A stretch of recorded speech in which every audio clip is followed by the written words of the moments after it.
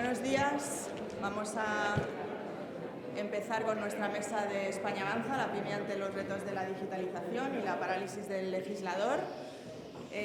A pesar de todos nuestros... ¿No se me oye? A pesar de todos nuestros esfuerzos con el tiempo, vamos un poquito mal, así que vamos a intentar recuperar algo, a la vez que intentamos hacer un debate, espero que igual de vibrante que el anterior. Yo soy Chus Llorente, soy directora comercial de Prodware, consultora experta en transformación digital desde hace 25 años y organizadora de este evento desde su inicio en todas sus ediciones. Paso a presentaros a esta estupenda mesa de lujo, diría, que tenemos. Tenemos a José Luis Izuel, presidente de la Confederación Española de Hostelería de España, que representa a 300.000 empresas que integran el sector de hostelería, restaurantes, bares, cafeterías y pubs. Es también miembro de la Junta Directiva de la COE y vicepresidente de su Comisión de Turismo. Gracias, José Luis.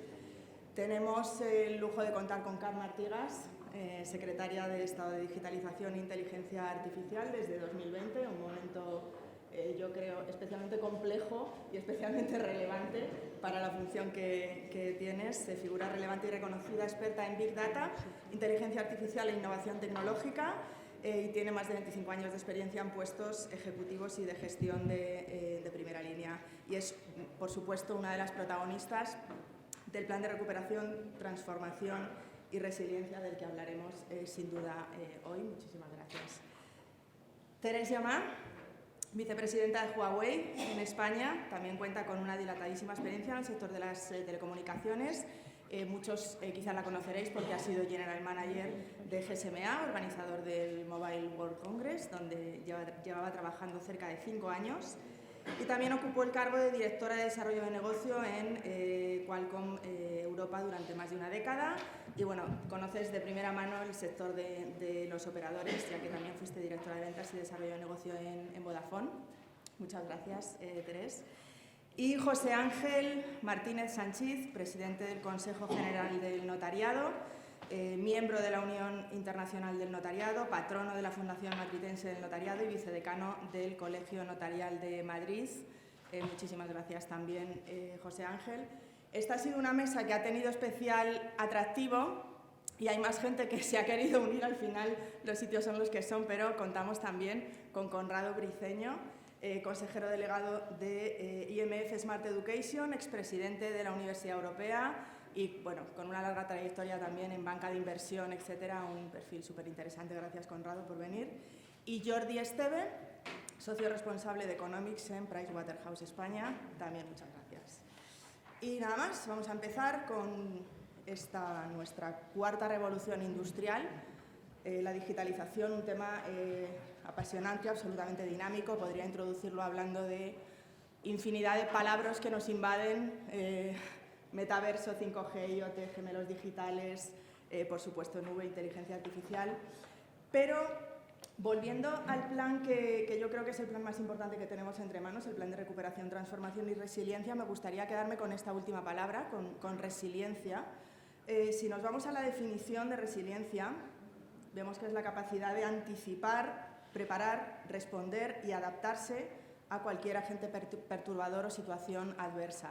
Y además la resiliencia tiene la característica de que no es una capacidad que se obtiene y se mantiene sin más, sino que hay que desarrollarla de forma constante.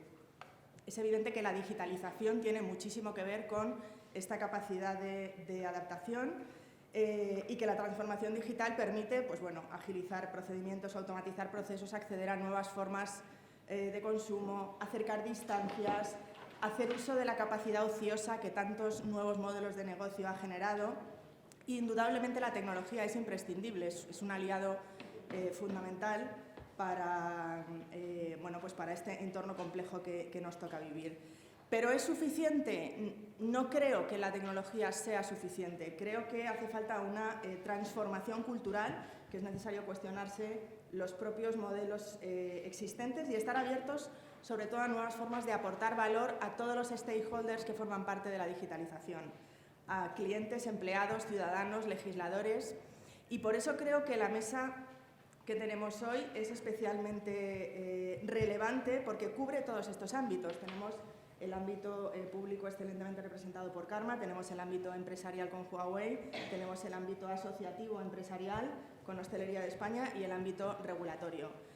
Por lo tanto, sin más, después de esta breve introducción, me gustaría daros paso para que cada uno hagáis una breve introducción. A riesgo de que me llaméis pesada, voy a insistir, por favor, en la brevedad de esta introducción inicial, porque creo que lo auténticamente rico es que luego abramos el debate. Me gustaría empezar por ti, Karma,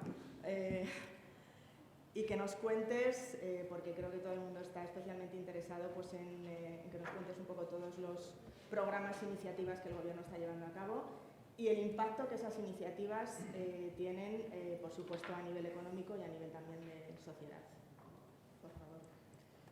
¿Se escucha? ¿Sí? Bueno, en primer lugar, muchísimas gracias por vuestra invitación. Es un lujo estar aquí acompañado de estos ponentes, pero sobre todo teneros a vosotros adelante y felicitar a Cremades, a Produwer y a la Fundación Madrid Vivo pues, por el acierto y el poder de convocatoria, que tenemos muchas ganas de encontrarnos todos. Yo creo que es un momento además muy oportuno, ¿no? En esta reflexión, además de sido como muy justos, ¿no? Antes la mesa hablaba de debate de la energía, ¿no? Era el día más importante que podíamos hablar.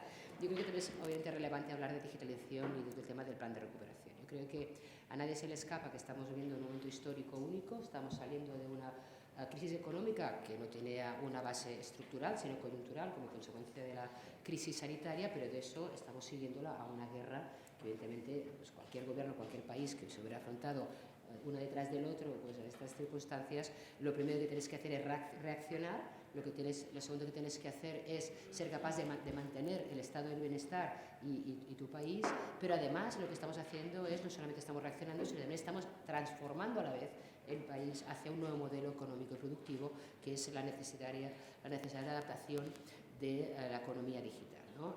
Yo siempre digo, muy bien de la palabra resiliencia, y siempre te digo que resistir es aguantar donde estás a pesar de los golpes, pero la resiliencia es que a pesar de los golpes sigas avanzando, y eso es lo que estamos haciendo. Por lo tanto, lo que no queremos es salir de esta crisis económica pues al sitio de partida que teníamos antes de la pandemia, no queremos volver ahí, queremos salir de aquí mucho más reforzados y haciendo los deberes a largo plazo, los cambios estructurales y no coyunturales. No queremos un mero rebote económico coyuntural, sino que aprovechar esta gran oportunidad que nos dan los fondos de recuperación para poder hacer esas transformaciones de calado a medio y largo plazo que el país necesita para cambiar su modelo productivo. ¿Y qué significa cambiar ese modelo productivo? En primer lugar, nos estamos apalancando en dos grandes transformaciones: la transición verde, la transición ecológica, energética, y la transformación digital. Y cuando hablamos del plan de recuperación de nuestro país, esto se ve clarísimamente en cómo se van dedicando esos presupuestos. Sabéis que el plan de recuperación tiene dos tramos. El primer tramo, que son 70.000 millones de transferencias, o sea, por primera vez, diríamos, se han acomodado a la deuda a nivel europeo, y todas esas transferencias nos suponen endeudamiento nacional. Son transferencias que no tenemos que devolver. Esa es la primera parte del plan, 70.000 millones. Pero ya estamos negociando y estamos pidiendo la segunda parte, a partir de 2023, que van a ser los préstamos, que serán 70.000 más. Eso sí que los tendremos que devolver. Por tanto, tenemos que ser muy conscientes para qué necesitamos esos préstamos, ¿no? Por tanto, lo que sí que ha hecho España es que en lugar de dividir esos 140.000 millones en un poquito cada año, hicimos un poco el ejercicio de autopresionarnos y decidir que el primer tramo de 70.000 lo íbamos a concentrar en el 21-23. ¿Por qué? Porque pensábamos que es en ese momento donde se necesita la aportación del sector público, la inversión pública, para poder sacar nuestro país de la crisis, y que luego el sector privado se pueda sumar en mejores condiciones para generar efectos multiplicadores. De esos 70.000 millones, 20.000 van a ir dedicados a la transformación digital. Por tanto, somos el país de toda la Unión Europea que ha dedicado más proporción de esos fondos, un 30%, a la transformación digital, mientras que los otros países, por recomendación de la Unión Europea, dedicaron solo un 20%. Nosotros hemos dedicado un 30% a la transformación digital. ¿Por qué? Porque es una transformación absolutamente transversal. Solo el hecho de que esa Secretaría de Estado de Nueva Creación, Secretaría de Estado de Digitalización e Inteligencia Artificial, no esté ni debajo de ciencia ni debajo de industria, sino que debajo de economía, nada más y nada menos de la vicepresidenta primera, significa la importancia que le damos a este tema y cómo esto está impregnando absolutamente todas las políticas públicas en todos los ministerios. De este plan de digitalización, yo destacaría como 6-7 planes que son los que llevamos en el Ministerio. Hay 3 vinculados a infraestructuras, que lleva mi compañero Roberto Sánchez, secretario de Estado de Telecomunicaciones, que es el plan de conectividad, el plan de 5G y el plan especial para el sector audiovisual. Y en esta Secretaría de Estado llevo otros 6 planes. La Estrategia Nacional de Inteligencia Artificial, el Plan de Digitalización de las Pymes, el Plan de Modernización de las Administraciones Públicas, el Plan Nacional de Competencias Digitales, el Plan de la Ciberseguridad y me dejo alguno. Y el del talento y emprendimiento digital. El tema de la promoción, del tema de startups. ¿Alguno me dejo, Alberto? Yo creo que ya tengo trabajo, ¿no? Sí. Además, debajo de Secretaría de Estado tengo 2 empresas públicas, Red.es y INCIBE, Instituto Nacional de Ciberseguridad. Creamos la Oficina del Dato y ahora vamos a crear 2 agencias estatales. La Agencia Estatal de Administración Digital, que es la evolución de la actual Secretaría General, y a final de año seremos el primer país del mundo en crear la Agencia Nacional, Agencia Española, de Supervisión de la Inteligencia Artificial. Con eso lo que os quiero decir es que el reto que tenemos por delante es cambiar el modelo productivo hacia una economía más digital. En este momento, la aportación del sector digital en la economía española a nuestro PIB ya es del 22%. Hemos pasado solo en un año del 19% cuando empezamos la pandemia, ahora ya en un 22%. Eso significa que si fuera un vertical sería el segundo vertical de mayor contribución al PIB solo detrás de la construcción. Por lo tanto, ya tenemos una presencia muy importante en nuestra economía del ámbito digital, pero no es suficiente. Debemos pasar del 22% al 40%, que es la proyección que tenemos a nivel europeo alrededor de 2025, pero será 2030 por la ralentización del crecimiento como consecuencia de la guerra. Por lo tanto, tenemos que crecer en lo cuantitativo, pero también tenemos que cambiar en lo cualitativo. Tenemos que ir migrando a generación de empresas de mayor valor diferencial, que creen empleo de mayor calidad, y eso se basa en la tecnología. ¿Por qué España es el único país de las 6 grandes economías europeas que no hay una correlación directa entre crecimiento y productividad? Porque tenemos un tejido absolutamente controlado por pymes, mayoritariamente pymes. Ahora que estamos haciendo lo de Kit Digital, pues te das cuenta que en España solo hay 5.000 empresas que tengan más de 250 trabajadores, que hay 3 millones de empresas pymes, pues de las cuales el 80% tiene menos de 5 trabajadores. Y ese es el tejido tan micronizado que hace imposible que las inversiones tecnológicas que hemos tenido en los últimos años hayan revertido en mejoras de la productividad. Y además muchas de esas pymes están en sectores que generan empleo poco cualificado. Por tanto, tenemos que cambiar la radiografía de nuestro país. Tenemos que aumentar el músculo, tenemos que cambiar de segmentos y tenemos que aumentar la dimensión. Y la tecnología te permite hacer 2 cosas muy importantes: escalar y trabajar en red. Tanto parecer mayor, aunque seas pequeño, y sobre todo tener la capacidad de poder escalar. Esto es lo que pretendemos, esto lo estamos haciendo pues, con distintos planes que luego comentaremos, y lo estamos haciendo a la vez en 2 ejes. Lo que os he comentado yo, que son las transformaciones horizontales, a corto, a medio y a largo plazo a la vez. A corto significa no dejar a nadie atrás, que las pymes se sumen al carro de digitalización, porque si no, ya no es ni transformación, es adopción, igual que pues, el tejido que aún existe en nuestro país, del 33% de personas que carecen de habilidades digitales básicas. Eso es trabajar a corto.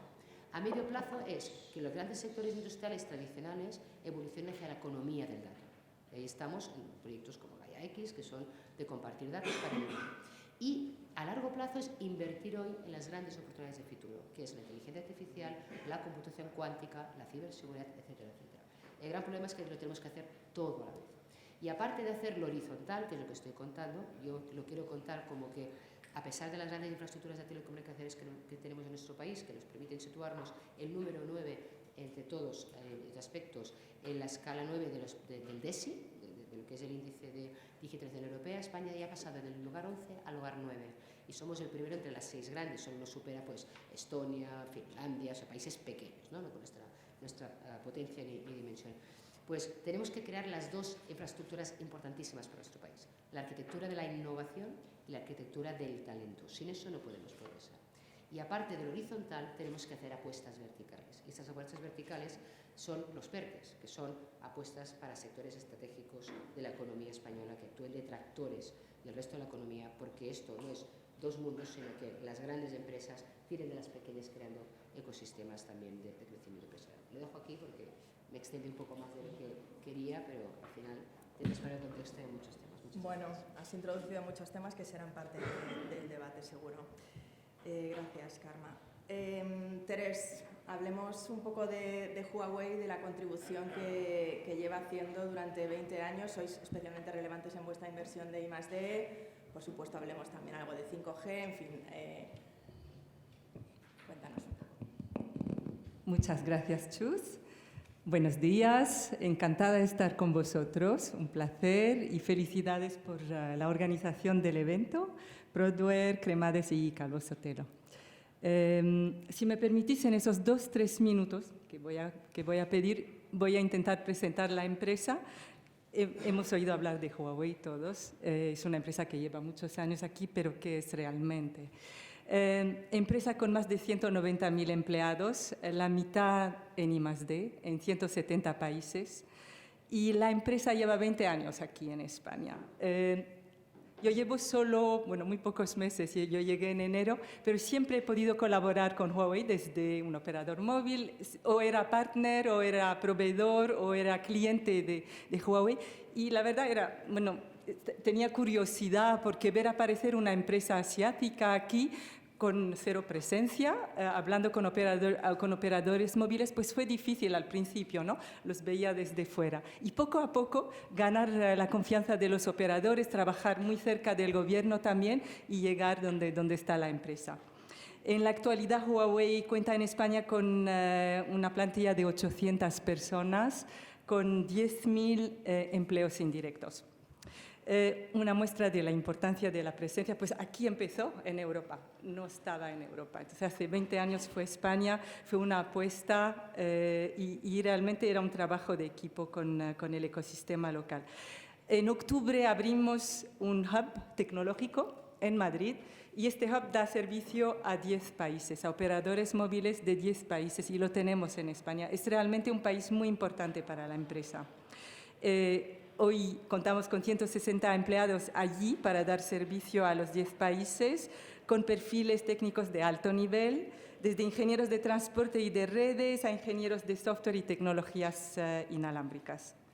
Pero sobre todo, la empresa está contribuyendo al avance del país, abordando algunos de sus grandes desafíos, algunos que acaba de comentar Karma, la reducción de la brecha digital, que es una prioridad, el aumento de la productividad, la aplicación de las nuevas tecnologías y el logro de un entorno más limpio y sostenible. Realmente España se ha convertido en referencia tecnológica y de redes en Europa. Y solo podemos felicitar al gobierno por habernos llevado allí. Es un país líder en Europa en proyectos pilotos 5G y nosotros desde Huawei hemos tenido la oportunidad de colaborar con los 3 grandes operadores, con pilotos muy innovadores en telemedicina, en transporte, en muchos sectores.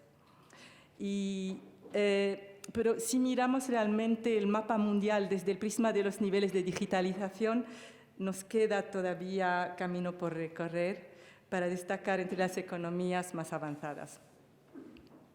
Es un reto fundamental y para conseguirlo es necesario seguir trabajando juntos, es necesario potenciar todavía más esta colaboración público-privada.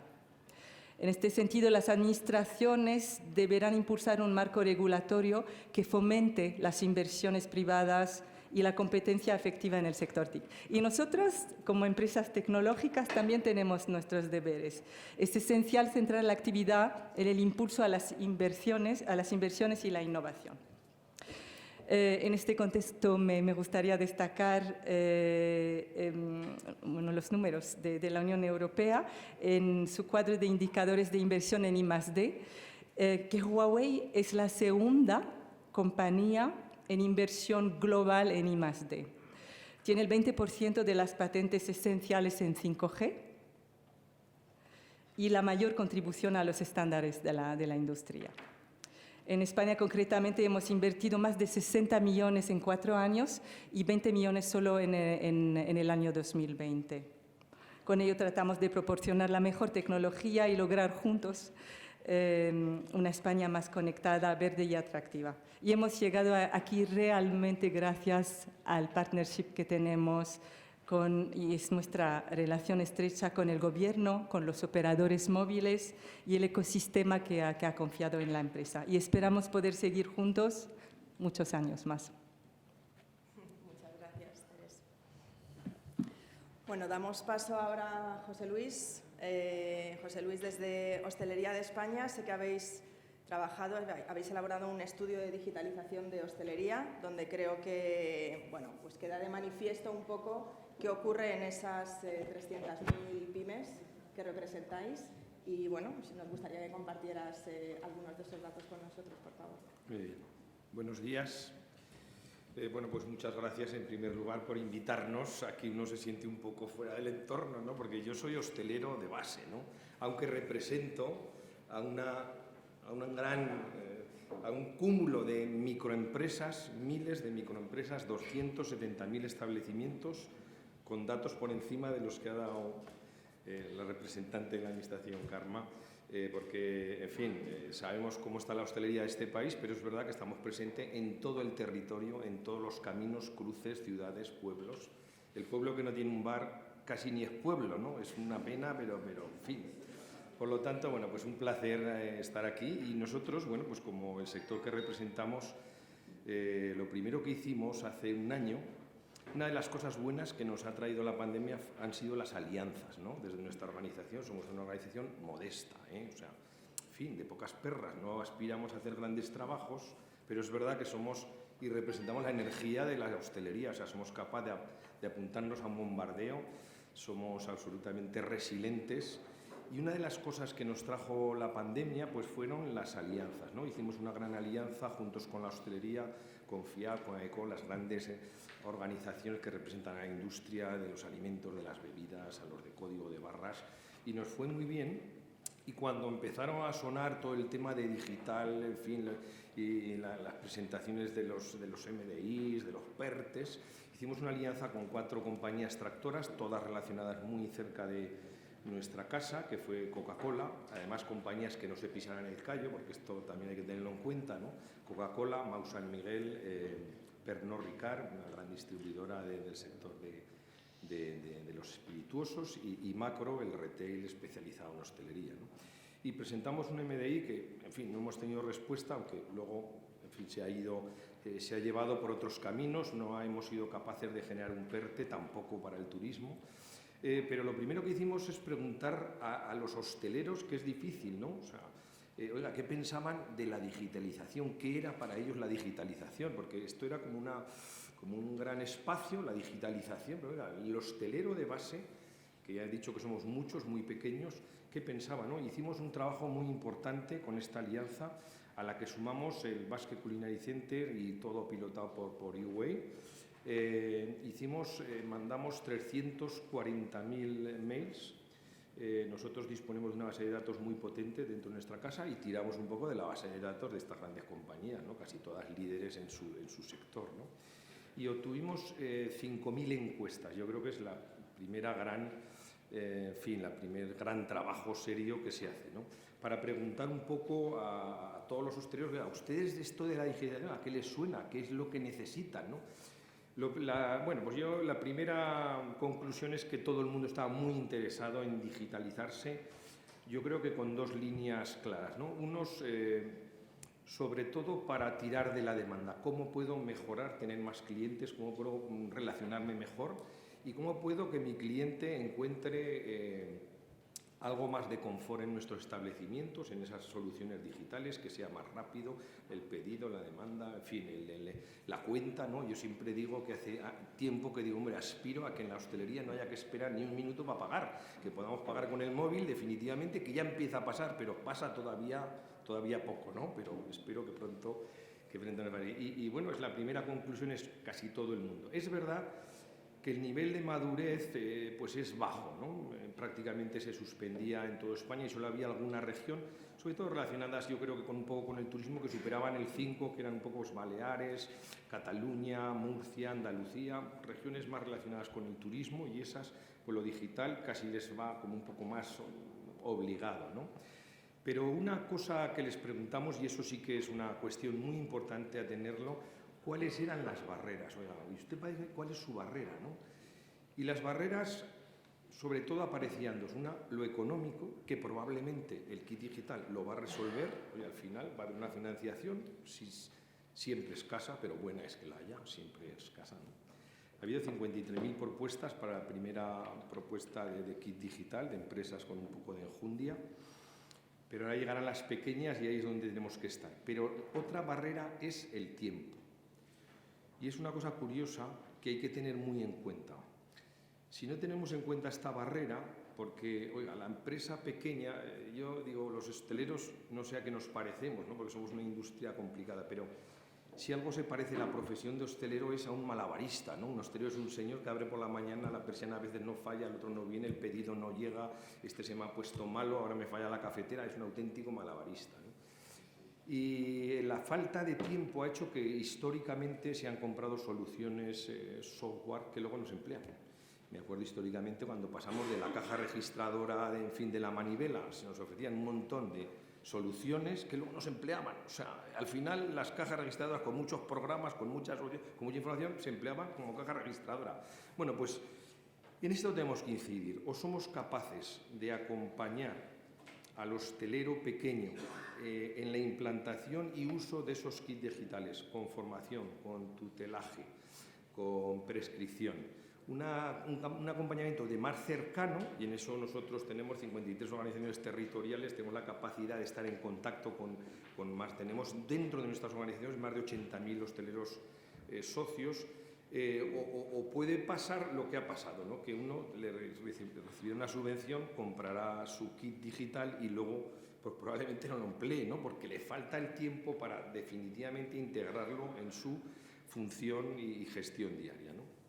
A partir de allí también tenemos otro sector que lo veía no tanto como para la demanda, sino como herramientas para mejorar un poco las utilidades diarias de dentro, ¿no? Todo del back office, todo el tema de cartas digitales, de menús, pues hombre, que vayan cambiando, de precios. Hay ya restaurantes que están cambiando los precios, estos los más digitalizados, dependiendo de la demanda. No va, y debería ser así, no vale lo mismo cenar un sábado que tengo una ocupación absoluta y que le he dicho a un montón de clientes que un lunes por la noche, ¿no? Así que estas empresas que lo ven un poco como una ayuda muy necesaria para reducir los costes, ser más ágiles, ser más activos, en fin, relacionarse mejor, son un poco las que son... Y a largo plazo es invertir hoy en las grandes oportunidades de futuro, que es la inteligencia artificial, la computación cuántica, la ciberseguridad, etcétera, etcétera. El gran problema es que lo tenemos que hacer todo a la vez. Y aparte de hacerlo horizontal, que es lo que estoy contando, yo lo quiero contar como que a pesar de las grandes infraestructuras de telecomunicaciones que tenemos en nuestro país, que nos permiten situarnos el número 9 entre todos los aspectos en la escala 9 del DESI, de lo que es el índice de digitalización europea, España ya ha pasado del lugar 11 al lugar 9 y somos el primero entre las 6 grandes, solo nos supera pues Estonia, Finlandia, o sea, países pequeños, ¿no? Con nuestra potencia ni dimensión. Pues tenemos que crear las dos infraestructuras importantísimas para nuestro país, la arquitectura de la innovación y la arquitectura del talento. Sin eso no podemos progresar. Y aparte del horizontal, tenemos que hacer apuestas verticales. Y estas apuestas verticales son los PERTES, que son apuestas para sectores estratégicos de la economía española, que actúen de tractores del resto de la economía, porque esto no es dos mundos, sino que las grandes empresas tiren de las pequeñas creando ecosistemas también de crecimiento empresarial. Lo dejo aquí porque me extendí un poco más de lo que quería, pero al final tienes para el contexto de muchos temas. Bueno, has introducido muchos temas que serán parte del debate, seguro. Gracias, Karma. Terés, hablemos un poco de Huawei, de la contribución que lleva haciendo durante 20 años. Sois especialmente relevantes en vuestra inversión de I+D. Por supuesto, hablemos también algo de 5G, en fin. Cuéntanos. Muchas gracias, Chus. Buenos días, encantada de estar con vosotros, un placer y felicidades por la organización del evento, Prodware, Cremades y Calvo Sotelo. Si me permitís, en esos 2-3 minutos que voy a pedir, voy a intentar presentar la empresa. Hemos oído hablar de Huawei todos, es una empresa que lleva muchos años aquí, pero ¿qué es realmente? Empresa con más de 190.000 empleados, la mitad en I+D, en 170 países, y la empresa lleva 20 años aquí en España. Yo llevo solo, bueno, muy pocos meses, yo llegué en enero, pero siempre he podido colaborar con Huawei desde un operador móvil, o era partner, o era proveedor, o era cliente de Huawei. Y la verdad era, bueno, tenía curiosidad porque ver aparecer una empresa asiática aquí con cero presencia, hablando con operadores móviles, pues fue difícil al principio, ¿no? Los veía desde fuera. Y poco a poco ganar la confianza de los operadores, trabajar muy cerca del gobierno también y llegar donde está la empresa. En la actualidad, Huawei cuenta en España con una plantilla de 800 personas, con 10.000 empleos indirectos. Una muestra de la importancia de la presencia, pues aquí empezó en Europa, no estaba en Europa. Entonces hace 20 años fue España, fue una apuesta y realmente era un trabajo de equipo con el ecosistema local. En octubre abrimos un hub tecnológico en Madrid y este hub da servicio a 10 países, a operadores móviles de 10 países y lo tenemos en España. Es realmente un país muy importante para la empresa. Hoy contamos con 160 empleados allí para dar servicio a los 10 países, con perfiles técnicos de alto nivel, desde ingenieros de transporte y de redes a ingenieros de software y tecnologías inalámbricas. Pero sobre todo, la empresa está contribuyendo al avance del país, abordando algunos de sus grandes desafíos, algunos que acaba de comentar Karma, la reducción de la brecha digital, que es una prioridad, el aumento de la productividad, la aplicación de las nuevas tecnologías y el logro de un entorno más limpio y sostenible. Realmente España se ha convertido en referencia tecnológica y de redes en Europa. Y solo podemos felicitar al gobierno por habernos llevado allí. Es un país líder en Europa en proyectos pilotos 5G y nosotros desde Huawei hemos tenido la oportunidad de colaborar con los 3 grandes operadores, con pilotos muy innovadores en telemedicina, en transporte, en muchos sectores. Pero si miramos realmente el mapa mundial desde el prisma de los niveles de digitalización, nos queda todavía camino por recorrer para destacar entre las economías más avanzadas. Es un reto fundamental y para conseguirlo es necesario seguir trabajando juntos, es necesario potenciar todavía más esta colaboración público-privada.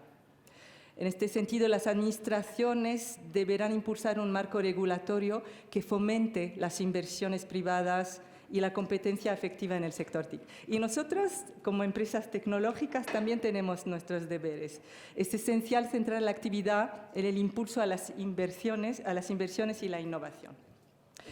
En este contexto me gustaría destacar los números de la Unión Europea en su cuadro de indicadores de inversión en I+D, que Huawei es la segunda compañía en inversión global en I+D. Tiene el 20% de las patentes esenciales en 5G y la mayor contribución a los estándares de la industria. En España, concretamente, hemos invertido más de 60 millones en 4 años y 20 millones solo en el año 2020. Con ello tratamos de proporcionar la mejor tecnología y lograr juntos una España más conectada, verde y atractiva. Y hemos llegado aquí realmente gracias al partnership que tenemos y es nuestra relación estrecha con el gobierno, con los operadores móviles y el ecosistema que ha confiado en la empresa. Y esperamos poder seguir juntos muchos años más. Muchas gracias, Teresa. Bueno, damos paso ahora a José Luis. José Luis, desde Hostelería de España, sé que habéis elaborado un estudio de digitalización de hostelería, donde creo que pues queda de manifiesto un poco qué ocurre en esas 300.000 pymes que representáis. Y bueno, pues nos gustaría que compartieras algunos de esos datos con nosotros, por favor. Muy bien. Buenos días. Pues muchas gracias en primer lugar por invitarnos. Aquí uno se siente un poco fuera del entorno, ¿no? Porque yo soy hostelero de base, ¿no? Aunque represento a un cúmulo de microempresas, miles de microempresas, 270.000 establecimientos, con datos por encima de los que ha dado la representante de la Administración, Karma. porque, en fin, sabemos cómo está la hostelería de este país, pero es verdad que estamos presentes en todo el territorio, en todos los caminos, cruces, ciudades, pueblos. El pueblo que no tiene un bar casi ni es pueblo, ¿no? Es una pena, pero en fin. Por lo tanto, bueno, pues un placer estar aquí y nosotros, bueno, pues como el sector que representamos, lo primero que hicimos hace un año, una de las cosas buenas que nos ha traído la pandemia han sido las alianzas, ¿no? Desde nuestra organización somos una organización modesta, o sea, en fin, de pocas perras, no aspiramos a hacer grandes trabajos, pero es verdad que somos y representamos la energía de la hostelería, o sea, somos capaces de apuntarnos a un bombardeo, somos absolutamente resilientes. Y una de las cosas que nos trajo la pandemia pues fueron las alianzas, ¿no? Hicimos una gran alianza juntos con la hostelería, con FIAP, con AECO, las grandes organizaciones que representan a la industria de los alimentos, de las bebidas, a los de código de barras, y nos fue muy bien. Y cuando empezaron a sonar todo el tema de digital, en fin, y las presentaciones de los MDIs, de los PERTES, hicimos una alianza con 4 compañías tractoras, todas relacionadas muy cerca de nuestra casa, que fue Coca-Cola, además compañías que no se pisaran el callo, porque esto también hay que tenerlo en cuenta, ¿no? Coca-Cola, Mau San Miguel, Pernod Ricard, una gran distribuidora del sector de los espirituosos, y Macro, el retail especializado en hostelería, ¿no? Y presentamos un MDI que, en fin, no hemos tenido respuesta, aunque luego, en fin, se ha llevado por otros caminos, no hemos sido capaces de generar un PERTE, tampoco para el turismo. Pero lo primero que hicimos es preguntar a los hosteleros, que es difícil, ¿no? O sea, oiga, ¿qué pensaban de la digitalización? ¿Qué era para ellos la digitalización? Porque esto era como un gran espacio, la digitalización, pero oiga, el hostelero de base, que ya he dicho que somos muchos, muy pequeños, ¿qué pensaban, no? Hicimos un trabajo muy importante con esta alianza, a la que sumamos el Basque Culinary Center y todo pilotado por UWay. Mandamos 340.000 mails. Nosotros disponemos de una base de datos muy potente dentro de nuestra casa y tiramos un poco de la base de datos de estas grandes compañías, ¿no? Casi todas líderes en su sector, ¿no? Y obtuvimos 5.000 encuestas. Yo creo que es la primera primer gran trabajo serio que se hace, ¿no? Para preguntar un poco a todos los hosteleros, ¿a ustedes esto de la digitalización, a qué les suena? ¿Qué es lo que necesitan, ¿no?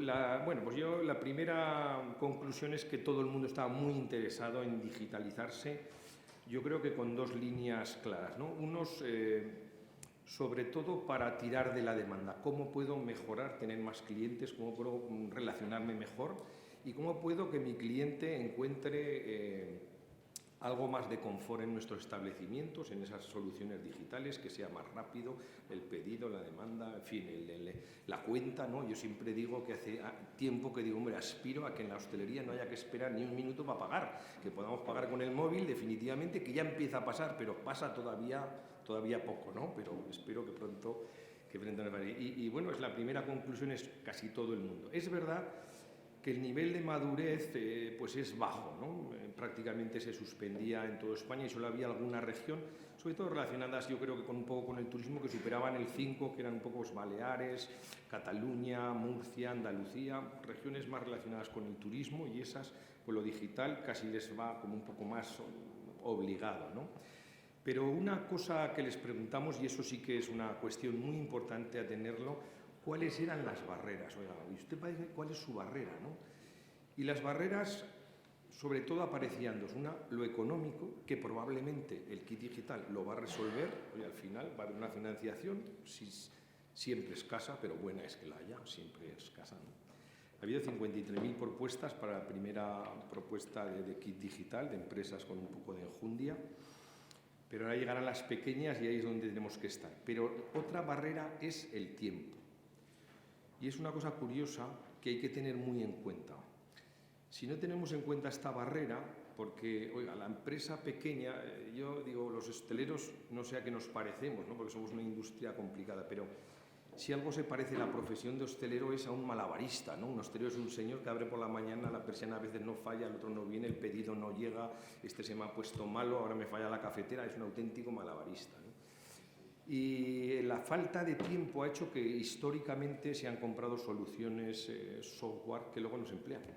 Me acuerdo históricamente cuando pasamos de la caja registradora de la manivela, se nos ofrecían un montón de soluciones que luego no se empleaban. O sea, al final las cajas registradoras con muchos programas, con mucha información, se empleaban como caja registradora. Bueno, pues en esto tenemos que incidir. O somos capaces de acompañar al hostelero pequeño en la implantación y uso de esos kits digitales, con formación, con tutelaje, con prescripción. Un acompañamiento de más cercano, y en eso nosotros tenemos 53 organizaciones territoriales, tenemos la capacidad de estar en contacto con más, tenemos dentro de nuestras organizaciones más de 80.000 hosteleros socios, o puede pasar lo que ha pasado, ¿no? Que uno recibirá una subvención, comprará su kit digital y luego pues probablemente no lo emplee, ¿no? Porque le falta el tiempo para definitivamente integrarlo en su función y gestión diaria, ¿no? A partir de allí también tenemos otro sector que lo veía no tanto como para la demanda, sino como herramientas para mejorar un poco las utilidades diarias de dentro, ¿no? Todo del back office, todo el tema de cartas digitales, de menús, pues hombre, que vayan cambiando, de precios. Hay ya restaurantes que están cambiando los precios, estos los más digitalizados, dependiendo de la demanda. No vale, y debería ser así, no vale lo mismo cenar un sábado que tengo una ocupación absoluta y que le he dicho a un montón de clientes que un lunes por la noche, ¿no? Así que estas empresas que lo ven un poco como una ayuda muy necesaria para reducir los costes, ser más ágiles, ser más activos, en fin, relacionarse mejor, son un poco las que son más maduras digitalmente, ¿no? Así que, bueno, pues tenemos un mundo de muchas oportunidades, pero también tengo que contar algo que si no lo cuento, pues en fin, no sé qué hago yo aquí, ¿no? Si ha habido un ejemplo de implantación de algo digital más explosivo, más eficiente, más económico y más rápido, ha sido la implantación de las cartas digitales en toda la hostelería de España, ¿no? O sea, medio de la gran crisis, que todos nos miramos en el ombligo, ¿qué coño está pasando? ¿Dónde vamos? Fuimos capaces prácticamente en una semana que toda la hostelería de España tuviera un código WIDI para meter en el teléfono y ver su carta, ¿no?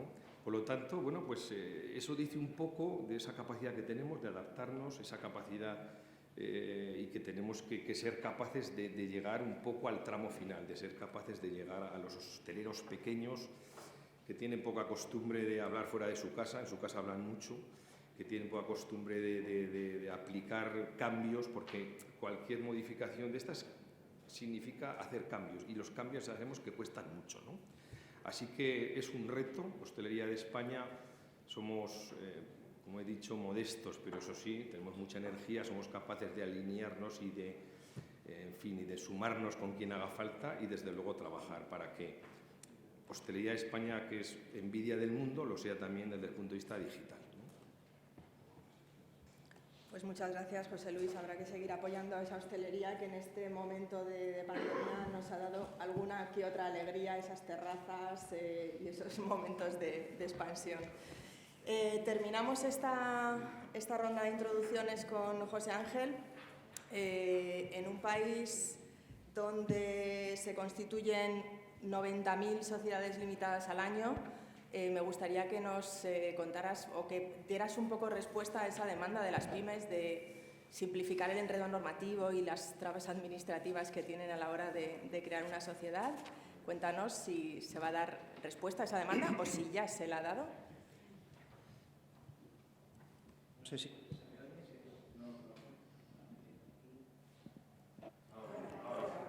Perfecto. Muchas gracias. Hablar de tecnología y no ser capaz de conectar el micrófono no dice mucho de mí. Pero lo primero es agradecer al bufete Calvo Sotelo Cremades la oportunidad que me da de participar en esta mesa con personalidades tan relevantes como Carmen Artigas, como José Luis, como Terés, y en un tema que tiene una trascendencia enorme, ¿no?, para el futuro de la sociedad española y para todos aquellos jóvenes que en un futuro también sabrán poner el micrófono y hablar de otra manera distinta como lo estoy haciendo yo, pero que es vital para todos nosotros. el tema de las empresas. Los notarios estamos lógicamente muy unidos a ellas y voy a tratar de ser muy breve. No sé si voy a conseguirlo tanto como Teresa, pero lo intento. En realidad sí que conviene explicar algo, y es que hace más de 20 años nosotros nos dimos cuenta de la importancia que tenía la tecnología en el ejercicio de nuestra profesión y función, y desarrollamos un centro tecnológico. Es un centro tecnológico propio. Figura entre las 5.000 empresas que tienen más de 200 empleados en España y se desarrolla fundamentalmente en proyectos tecnológicos de producción propia para facilitar precisamente el uso y el ejercicio de la función notarial por la vía digital. Eso tiene como consecuencia que los notarios españoles estamos todos conectados desde hace más de 20 años en sede electrónica notarial, con los mismos medios digitales en todas las notarías que se reparten por el país de manera dispar. Hay notarías en poblaciones de 500 habitantes y todos estamos conectados. Esto nos permitió, a través de este centro tecnológico, desarrollar también el índice único que nos pedía el legislador en una ley del año 2001 y que significa que todos los documentos que se realizan en España, que son muchos millones al año, ante notario están incluidos en ese índice en campos parametrizados. Eso ha supuesto un trabajo enorme por parte de las notarías durante todos estos años, porque el sistema hasta ahora ha consistido en ir grabando aquellos datos que requiere el índice único, pero claro, es también muy interesante a todos los efectos porque permite conectarse con las administraciones públicas, que por ejemplo cualquier alta o baja en el catastro se remite inmediatamente con los ayuntamientos, con los funcionarios judiciales, y esto pues tiene mucha importancia. También permite su utilización de efectos estadísticos. A partir de este índice único se ha creado una base de datos que en estos momentos es probablemente la segunda de España, después de la que tiene la agencia tributaria. Y claro, esto tiene una gran utilidad, yo creo, porque permite pues, efectivamente desarrollar determinadas políticas por parte de la Administración, y en este sentido pues, ha confiado también en nosotros, en el Ministerio de Economía, por ejemplo, a través de la orden correspondiente para lo que es el kit digital, al considerarnos una entidad colaboradora. Nosotros, desde luego, lo único que podemos es agradecer esa confianza y que responderemos, como corresponde a todo notario, al honor que se nos otorga, y porque sobre todo es una cuestión de interés general. Y por otro lado, esa base de datos, esa sede electrónica, tiene una limitación que es un circuito cerrado, es decir, actuamos fundamentalmente con las administraciones públicas. Podemos mandar copias simples electrónicas a particulares, pero no copias autorizadas electrónicas, como hacemos a las administraciones públicas o a los funcionarios judiciales. En consecuencia, nosotros estamos muy esperanzados en la ley de eficiencia digital que está llevando a efecto este gobierno con la colaboración activa tanto del Ministerio de Economía como del Ministerio de Justicia, y creemos que puede ser un salto adelante prácticamente cualitativo, porque no me voy a extender, voy a decir solamente dos cosas.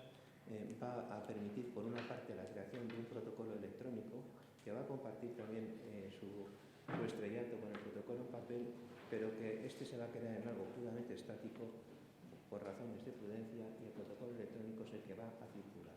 Eso va a permitir que el día de mañana es, tan pronto se apruebe la ley, se pueda tener la copia autorizada de un poder o de cualquier documento en el teléfono móvil y se pueda acreditar en cualquier lugar.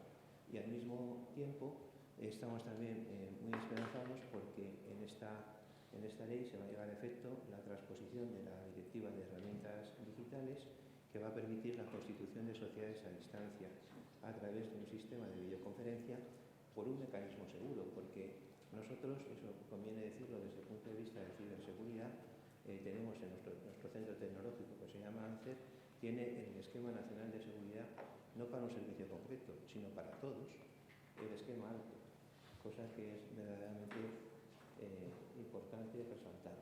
Entonces, a través de esto, pues se podrán realizar la constitución de sociedades por este procedimiento de videoconferencia segura, pero hemos ido más lejos y el Gobierno nos lo sugirió en su momento en el sentido de extenderlo al ámbito mercantil. Por ejemplo, todo lo que es el tema de la financiación por medio de pólizas se va a poder desarrollar por este mecanismo mediante la remisión de la póliza a la sede electrónica, lo que liberaría al banco de la necesidad de firmar, salvo que quiera llegar más esto, y se podría firmar por medio de la videoconferencia con un otorgamiento a distancia o bien acudiendo a preferencia del interesado a la notaría, porque también hay personas mayores que muchas veces no somos como yo mismo, que yo soy mayor, especialmente digitales. Y esto creo que es interesantísimo, como también el otorgamiento de documentos unilaterales.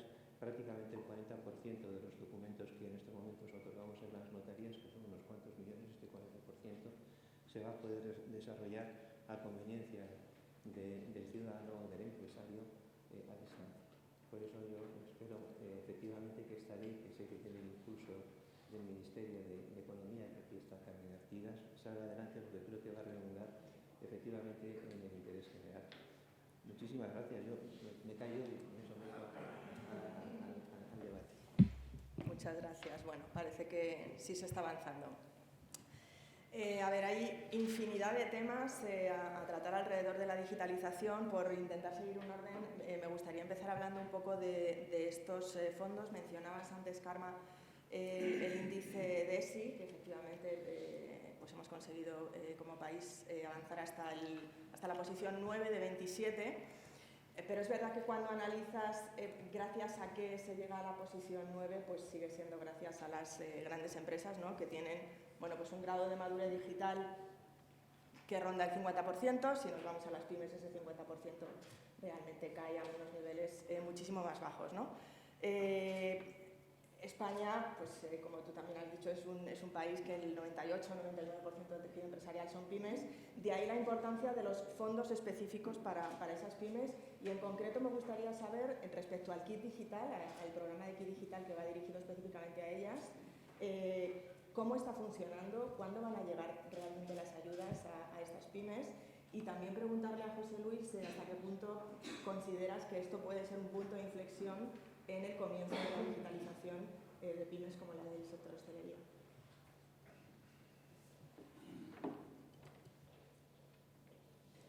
Sí, como está apuntando también, lo hemos visto antes, todos estamos convencidos que la transformación digital de nuestro país no puede ocurrir si no sumamos a las pymes a este cambio digital. No las podemos dejar atrás porque es los que generan el 60% de los empleos y los que están concentrando pues, el crecimiento de la economía, ¿no? Por lo tanto, era muy importante revertir esta situación de carácter urgente. Cuando diseñamos el CRIT digital, el plan de digitalización de las pymes, con 4.500 millones de euros, dedicamos 3.000 millones a la digitalización básica de esas pymes. Porque, como tú bien has dicho, hay una gran diferencia entre la adopción de la tecnología de las grandes empresas, pero que son muy pocas, y las pymes, de los que solo un 10% o 15% tenía antes de la pandemia una página web, que solo el 9% estaba en el mundo cloud, que a pesar del incremento que hemos visto de comercio electrónico durante la pandemia, que ha sido del 50% de promedio, pero que en sectores del retail ha sido del 70%, las pymes de nuestro país solo han capturado un 9% de ese mercado. Todo esto es una situación que debemos revertir con carácter urgente. Y como tú bien has dicho, pues los intentos anteriores de adopción tecnológica pues no han fructificado en este país por las razones que fueran, por falta de talento, por falta de acompañamiento, por falta de financiación. Entonces, el kit digital para mí es, no porque lo hayamos impulsado desde la Secretaría de Estado, pero es que es una medida estrella. O sea, nos estamos jugando, si esto nos sale bien, cambiamos absolutamente el paso de nuestro país. Y si no nos sale bien, nos quedaremos donde estamos. Por lo tanto, todas estas empresas estarán en riesgo de no poder seguir siendo competitivas. Y yo, el ejemplo que lo has dicho tú, lo pongo siempre. O sea, el mejor ejemplo de digitalización de nuestro país es que hoy en día vas a cualquier bar, de cualquier pueblo, de cualquier esquina, y encuentras un QR encima de la mesa y eres capaz de leer el menú con el móvil. Y si nos lo hubieran dicho antes de la pandemia y hubiéramos tenido que montar un plan de ayudas público y un plan estratégico para eso ocurriera, no hubiera ocurrido. Y es lo que dice Mota, aquí en este país, si hay que ir, se va, ¿no? Entonces, si hay que ir, se va. Entonces, lo que está clarísimo es que no hay ninguna barrera tecnológica, ninguna barrera de entrada, ninguna barrera cultural, ninguna barrera mental. Este país sabe adaptarse a las consecuencias. Tenemos que ayudar a eliminar las barreras de entrada. Y el kit digital son 3.000 millones con el objetivo de llegar a 1 millón de pymes. No ha habido en la historia de este país ningún programa individual con este volumen de inversión ni con este nivel de impacto. Un impacto tremendamente difícil de llegar porque requiere una capilaridad enorme. Entonces tuvimos que tomar muchas decisiones. Básicamente durante el 2020, cuando yo llegué, y la mitad de 2021, porque este programa lo lanzamos en la mitad de 2021, las órdenes de base de todo el tema, el despliegue es este año, prácticamente estuvimos diseñando un programa con unas premisas absolutamente nuevas, porque si tú quieres tener resultados distintos, has de hacer cosas distintas y de manera distinta. Por tanto, este es un gran ejemplo de innovación pública, de colaboración público-privada y de colaboración con entidades como ha sido imprescindible, la colaboración con los colegios de notarios, las cámaras de comercio, colegios de registradores, de gestores administrativos, con el ICO, y básicamente tiene dos grandes factores de éxito. En primer lugar, hasta ahora, porque había analizado, yo cuando llegué digo, a ver, todos los programas que ha habido de ayuda a las pymes, ¿por qué han fracasado? ¿Han fracasado? ¿Por qué? Porque tú a una pyme le pedías 36 papeles, pero una pyme, para pedir 3.000 euros de financiación, 3.000, tiene que aportar 36 documentos, tiene que adelantar los 3.000 euros, luego los tiene que gastar, luego los tiene que justificar y luego tiene que pedir el reembolso. Por tanto, desde que pide los 3.000 hasta que le concede la subvención al cabo de 4 meses, luego lo adelanta y lo cobra, han pasado año y medio. Oye, si tengo 3.000, ya los gasto. Y si no los he gastado, es que no los tengo. Entonces, tenemos claro que no queremos ni 36 papeles, ni adelanto de las pymes, ni garantías, porque a partir de 3.000 has de poner unas garantías, y que teníamos que hacerlo con el marco jurídico y administrativo que teníamos, porque intentamos cambiar la ley de subvenciones y tampoco nos dejaron.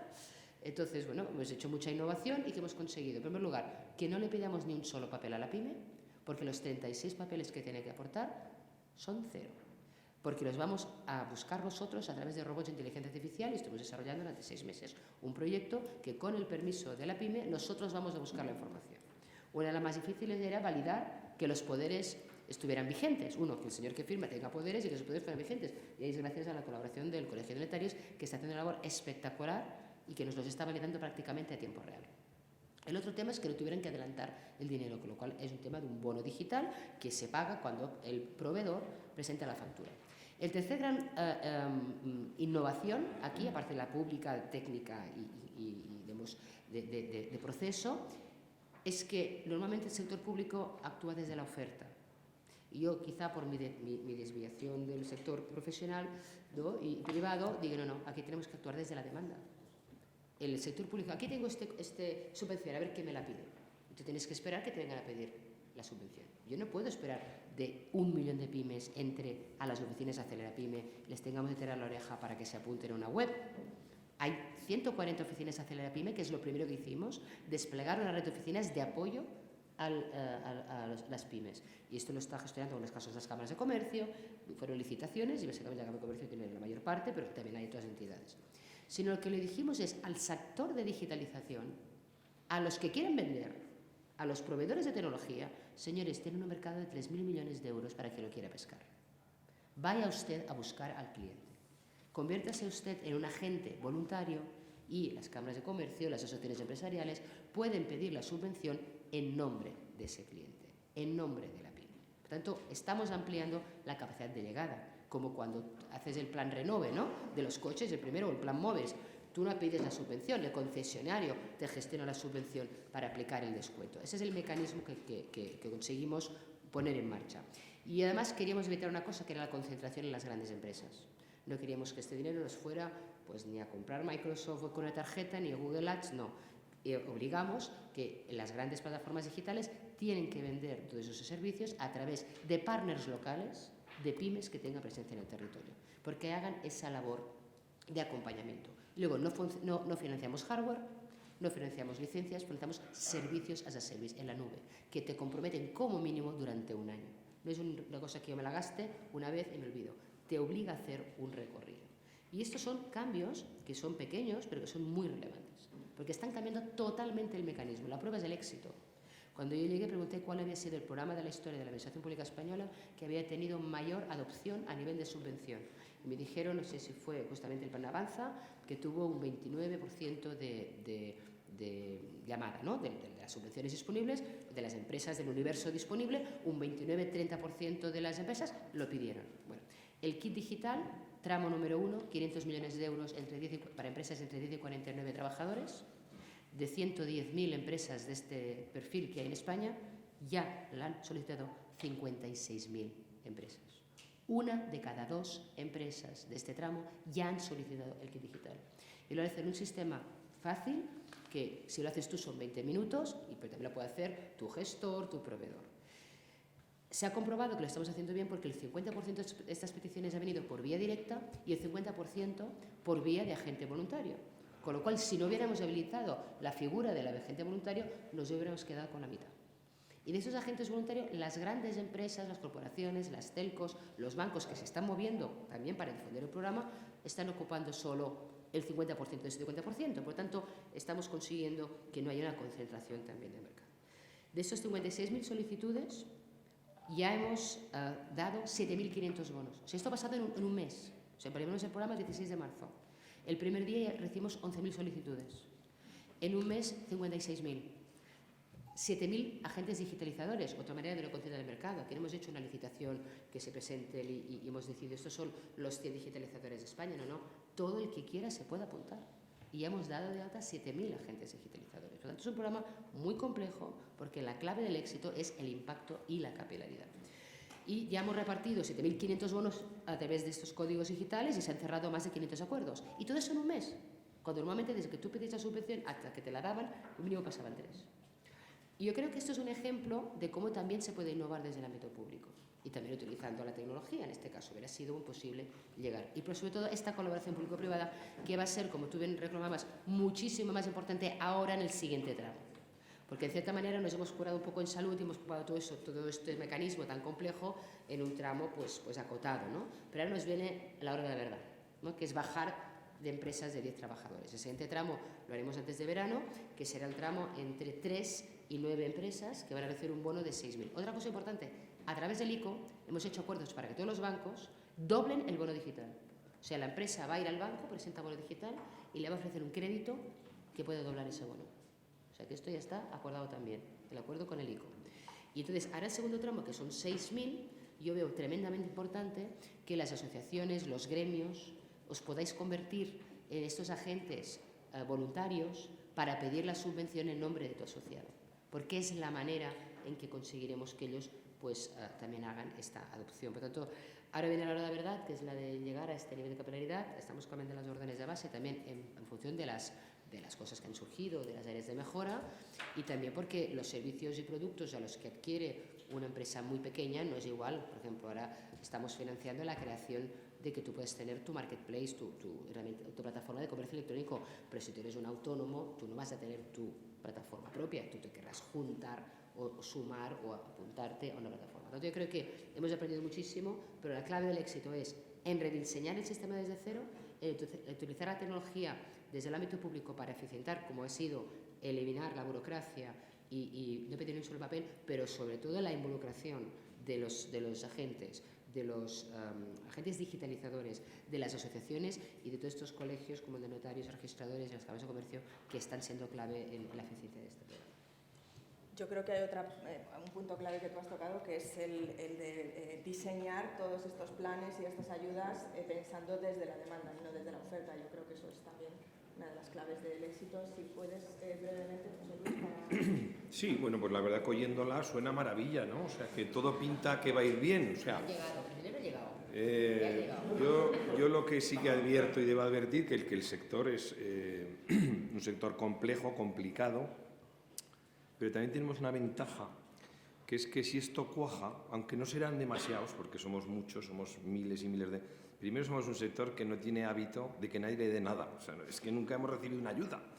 Solamente la pandemia ha puesto en relación a la hostelería con las ayudas, o sea, bueno, nadie se lo creía, de hecho ha sobrado pasta a punta pala porque no hemos sido capaces, es verdad que puse un agujerico muy pequeño para poder recibir ayudas, en fin, el diseño fue el diseño fue durito, ¿no? Sobraron 2.500 millones de euros de 5.000 millones de euros de ayudas directas a las empresas de hostelería que, en fin, que todos sabemos cómo estábamos, o sea, que estábamos, aún estamos, seguimos cicatrizando, ¿eh? O sea, esto no se acaba de arreglar, o sea, todo pinta mucho mejor, ¿no?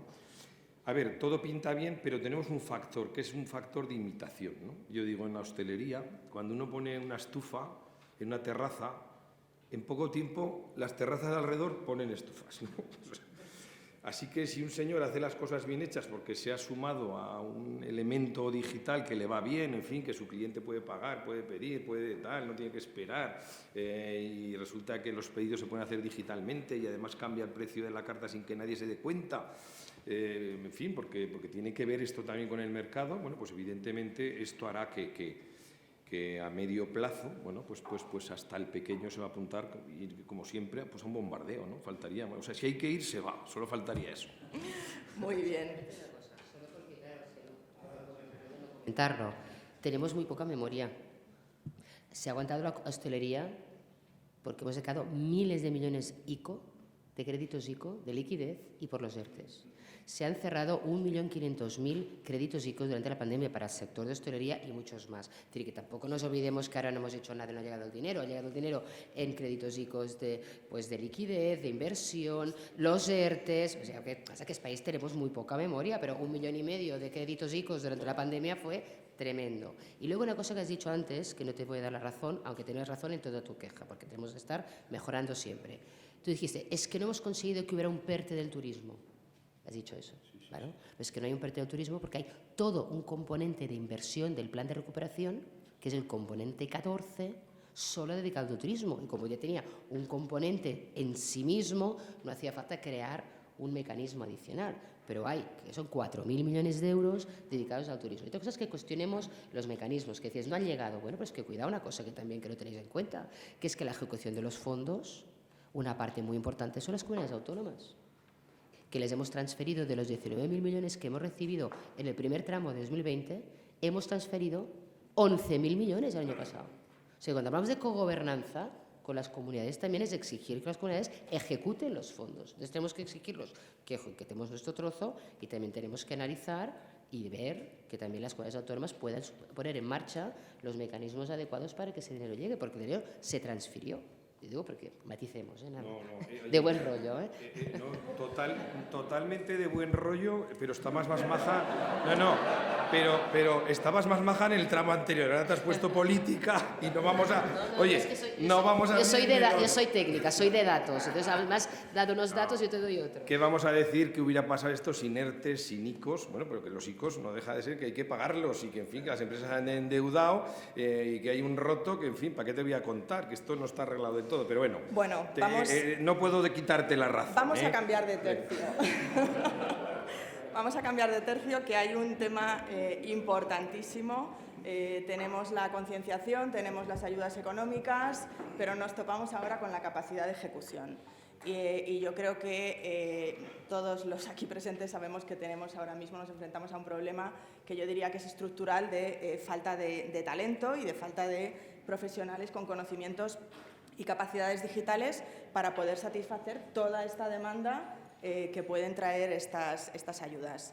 Teniendo aquí a Conrado, que conoce también el sector de la educación y lo que se está haciendo al respecto, sí me gustaría, por favor, tener tu foto, qué estás viendo alrededor de lo que se está haciendo ya, lo que se puede hacer, si realmente consideras que es un problema estructural y cómo ves el futuro de este talento que tanto nos hace falta.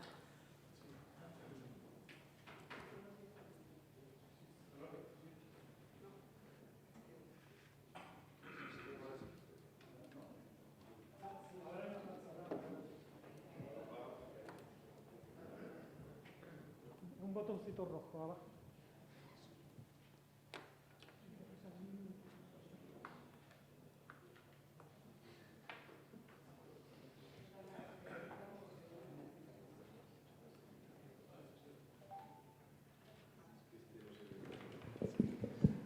Gracias. Bueno, yo creo que antes de entrar en el asunto, específico, es bueno caracterizar el reto que tenemos, ¿no? ¿Cuál es el reto? Y yo destacaría que hay 3 frentes que demandan un foco diferente y que son realmente parte del conjunto del foco del trabajo. Primero tiene que ver con el talento que se tiene que incorporar en el sector de las pymes, ¿ya? Todos sabemos que hay proyecciones actualmente que hablan de que el año 2023, que lo tenemos a la vuelta de la esquina, se espera que el sector de las pymes cree unos 230.000 empleos nuevos, ¿ya? Entonces la pregunta inmediata es, si ya tenemos un hoyo de 100.000, ¿cómo vamos a surtir otros 230.000? Entonces yo creo que ahí tenemos un primer ámbito, ¿cierto?, de foco. El segundo tiene que ver precisamente con lo que mencionaba, las vacantes. Actualmente tenemos alrededor de unas 100.000 vacantes. Lo más preocupante es que alrededor del 70% de esas vacantes se concentran en pymes de menos de 200 empleados, con lo cual ahí hay un esfuerzo de reclutamiento, hay un esfuerzo, ¿cierto?, de acceso mayor. Y el tercero, en mi opinión, es donde estamos hoy, que cómo reconvertimos nuestra fuerza de trabajo actual, ¿no?, y la llevamos precisamente a esa digitalización que se ha comentado. Os recuerdo a todos que actualmente en España tenemos aproximadamente unos 20 millones de trabajadores activos, del orden de 3 millones están en la administración pública, 17 millones están en el sector privado, y de los que están en el sector privado, la mitad está en pyme.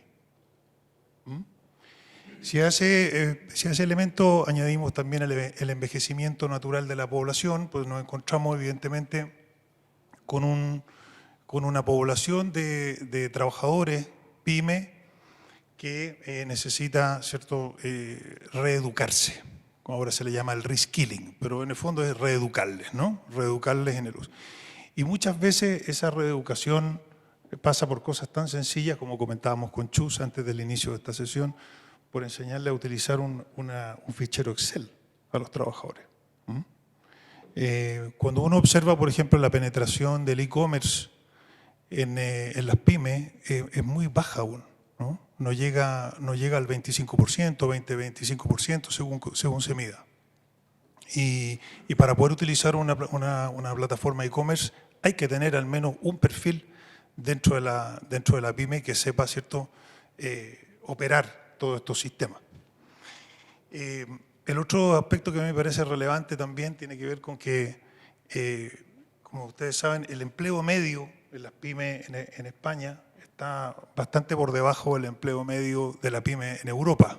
Nosotros tenemos alrededor de 4,7 trabajadores por pyme, en Europa estamos alrededor de 6 trabajadores por pyme, y esto también limita la capacidad de poder incorporar, ¿cierto?, la digitalización, porque al final los perfiles que hay dentro de las pymes son perfiles multitarea, ¿no? Una persona desarrolla varias tareas a la vez. No existe un nivel de especialización como que puede existir en la mediana empresa o la gran empresa. Entonces, en mi opinión, yo creo que el foco ahora mismo tiene que estar muy puesto en las competencias formativas, y creo que es a donde se están orientando hoy día todos los planes, tanto del gobierno como del sector privado. El reto, en mi opinión, continúa siendo el control y el seguimiento de la efectividad, ¿cierto?, de estos planes. Y por qué no decirlo, yo creo que el reto también es utilizar la propia tecnología para poder aumentar la cobertura y la capacidad, ¿cierto?, de permear en el tejido pyme y lograr de verdad un impacto. Yo creo que pensemos que de momento para los nuevos puestos que se tienen que incorporar a las pymes, principalmente van a girar en torno a la especialización. O sea, lo que necesita la pyme ahora mismo es especializarse para lograr esa diferenciación y ese impacto. Y eso va a venir de un nivel de educación superior al actual. Y por otro lado, esa necesidad de especialización surge de forma natural porque la propia digitalización nos está llevando a la automatización. Y con ello, eventualmente, ¿cierto?, hay una cantidad importante del porcentaje de puestos actuales que están ¿cierto?, susceptibles de ser automatizados. Con lo cual, pues hoy efectivamente estamos en una carrera contra el tiempo, ya ni siquiera porque queremos mantener la competitividad como país, sino que por una necesidad de los hechos que estamos enfrentando en cuanto a la expansión de las pymes. Eso es lo que puedo comentar. Gracias. Jordi, no sé si quieres brevemente añadir algo de cómo veis desde una gran consultora como Price esta escasez de talento y cómo está impactando realmente en la capacidad de ejecución de la demanda que tenemos. Sí, gracias. Bueno, me habían dicho que mirase al público, pero entonces dar la espalda a la mesa es una situación un poco difícil. Se ha hablado mucho de las pymes y se habla mucho de retos diferenciales de las pymes. Efectivamente, siempre se ha dicho, España es un país de pymes. Hablabas tú de porcentajes, te doy el dato exacto, es 99,9% pymes, no es una exageración, es 99,9%, pero ese peso de pequeñas hormigas en ese ecosistema termina sumando mucho. Estamos hablando de 2/3 de la riqueza, 3/4 partes de los trabajadores, y eso es digamos, asimétricamente distinto a Europa. También son pymes más pequeñas, pero no es necesariamente malo.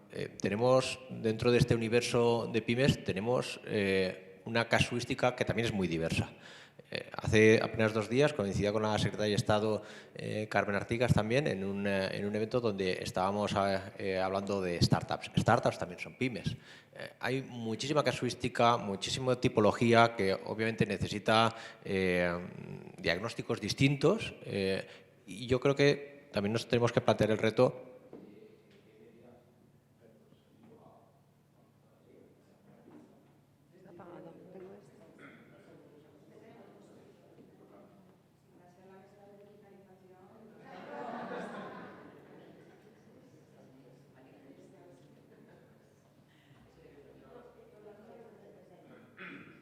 Sí, decía que siempre, cuando hacemos este tipo de diagnósticos, siempre vemos cuáles son los problemas, pero nunca quizás vemos cuáles son las oportunidades. Y pasa un poquito lo mismo en el tema del empleo.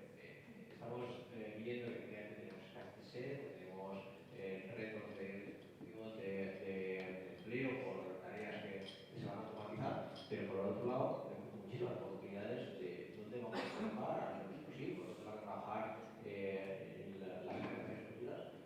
Y bueno, yo creo que eso no es un debate que debemos cerrar, pero eso se tiene que cerrar. Es decir, tenemos que acostumbrarnos a vivir en un entorno que es mucho más dinámico, que nos está cambiando últimamente, ya la gente no va a trabajar toda la vida en una progresión, va a tener 3 y no pasa nada. Lo que tenemos que asegurar es que tengamos mecanismos para que ese movimiento continuo, que es el de flujo, pues se produzca a lo largo de toda la vida laboral. Obviamente empezando por las educaciones detrás, por el momento que nos hablan de prepa laboral, y nos tenemos que acostumbrar todos a que nos tenemos que seguir formando a lo largo de toda la carrera.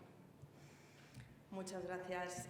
Bueno, yo creo que es evidente que todo esto parte de la educación de los docentes primero y de la educación de todos como ciudadanos, y la importancia que tienen las personas alrededor de la digitalización. No puedo pasar esta oportunidad en que hay 3 mujeres en esta mesa y no está siendo lo habitual, para hacer una mención también a esa brecha digital de género y a esa necesidad de fomentar las carreras STEM entre las mujeres. Seguimos teniendo unos datos poco halagüeños de mujeres dedicadas a estudiar ingenierías y en general carreras STEM. Terés, yo sé que en Huawei estáis especialmente, y tú personalmente estás muy involucrada en actividades e iniciativas alrededor de esto. Me gustaría que nos contaras algún ejemplo de los proyectos que estáis haciendo. Bueno, como dices, alarmante, ¿no? El descenso en la presencia de mujeres en nuestro sector. Esos 6 años, un descenso en la presencia de investigadoras, de científicas, de ingenieras. Entonces, es muy importante ayudar a las mujeres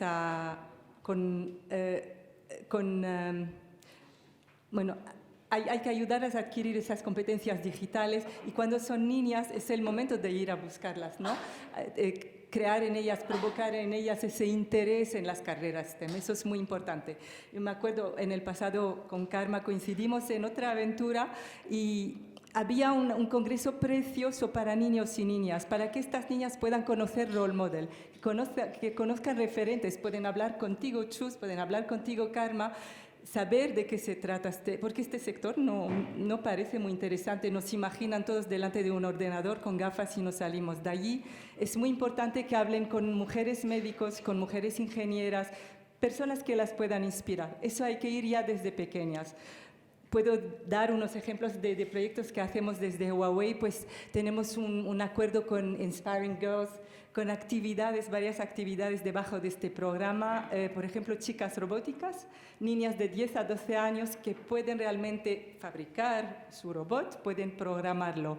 Actividades programadas también de diseño web, de creación de aplicaciones, es un programa muy completo. Algo que anunciamos la semana pasada fue aquí en España, fue en Barcelona, con la Fundación Mobile World Capital, pero en este caso es para mujeres jóvenes emigrantes. Con la Fundación Mobile World Capital, con Fundación Caixa, con Fundación Splay, muchos partners, y me encantaría, lo cuento aquí, porque tenemos presencia de otras empresas y nos encantaría tener el apoyo de otras, ¿no? Aquí también es mejorar las capacidades digitales de estas personas, y en este caso el primer grupo ya ha pasado, y patrocinado por la Fundación Caixa, nosotros somos el segundo grupo de Huawei. Son mujeres entre 18 y 25 años, vienen de Ghana, de Colombia, de Argentina, las próximas habrá chicas de Ucrania también, salen de allí, son desarrolladoras, donde hay oportunidades de trabajo. Se trata de 850 horas lectivas. Se quejaban, las vi la semana pasada, hubo muchas quejas, decían que era difícil, que era largo, pero saben que a la salida de allí hay oportunidades. Entonces, lo cuento aquí porque os tengo aquí, es una oportunidad, si os podemos contar más y que más empresas puedan entrar y que tengamos más candidatas también. Muchas gracias. Sé que vamos un poco mal de tiempo, me voy a alargar solamente 10 minutos más. Sí. Solamente tocar un tema que me parece que no podemos dejar de tocar en una mesa de digitalización y enseguida paso a las preguntas, que es el tema de la ciberseguridad. El otro día, hablando con un experto en ciberseguridad, decía que ya no existe el hacker romántico, en el sentido del hacker que tenía una motivación pues de demostrar su valía per se, ¿no? Ahora el hacker o los ciberataques son realmente un negocio. Pueden tener una motivación económica o política o industrial o del tipo que sea, ¿no?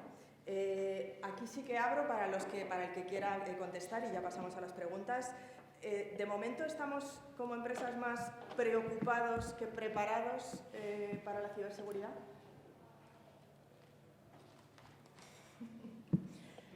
No doy paso. Yo sí. Sí. Evidentemente, a la medida que vamos aumentando el perímetro de digitalización, aumenta el perímetro de riesgo, ¿no? Y el riesgo pues no existe, el riesgo cero no existe. A veces tenemos que hablar de ciberseguridad, a veces tenemos que hablar de ciberdefensa. Y yo creo que las cifras lo avalan. Durante la pandemia aumentaron un 33%. ¿Se acopla? Durante la pandemia. A ver, aquí. ¿Sí? Hola.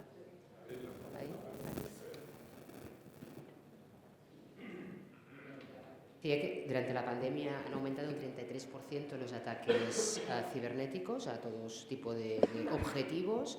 En España, lo que es a nivel de país, de nivel de ciberseguridad, estamos en el cuarto país del mundo mejor en ciberseguridad, sobre todo en la parte de administraciones públicas. El gran problema tenemos también en las pymes y en las industrias, ¿no? Muchas porque no eran conscientes de los riesgos y otras porque no se han preparado. Y luego estamos hablando ya de lo que es el ciberdelito a escala internacional, que sabéis que es en estos momentos el crimen organizado número 1 a nivel mundial, por delante del narcotráfico y de la prostitución. O sea, que estamos hablando de que son pues, ciberdelitos de otra escala y, por supuesto, nadie se le escapa la importancia de la ciberseguridad y la ciberdefensa en el ámbito de la seguridad nacional y cómo estamos viendo los ataques, ¿no?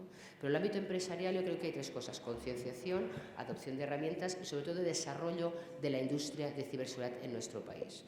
Y esto encaja también con otro debate que no es el objetivo de hoy, pero que lo quiero apuntar, que de la misma manera que necesitamos autonomía energética, necesitamos autonomía tecnológica a nivel europeo, ¿no?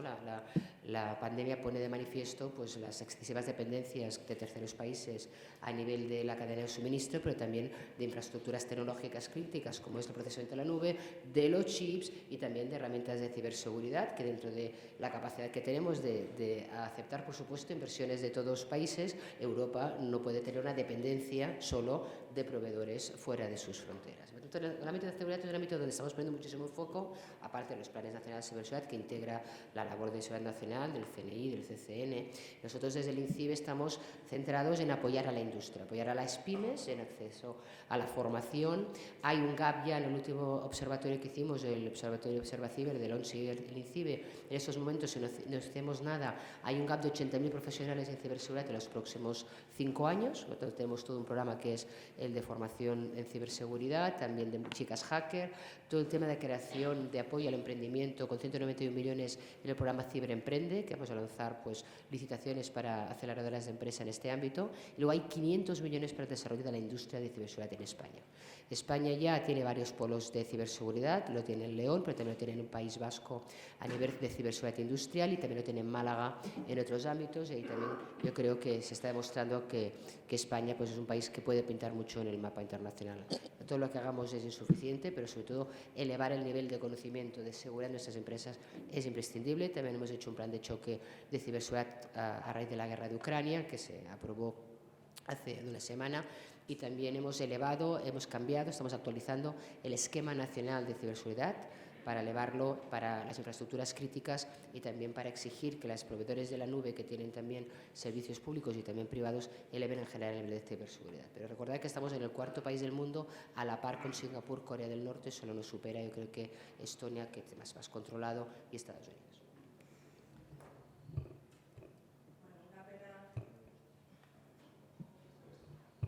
Una pena quedarnos sin tiempo, si me gustaría pasar.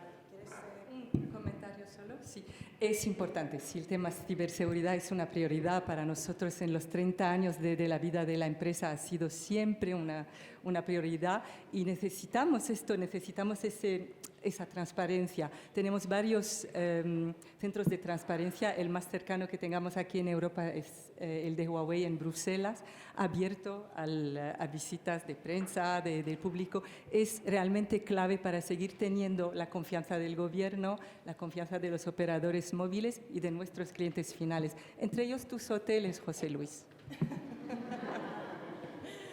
Bueno, pues ahora sí abrimos, por favor, alguna preguntilla. ¿Nos da tiempo a hacer? Por favor, Javier.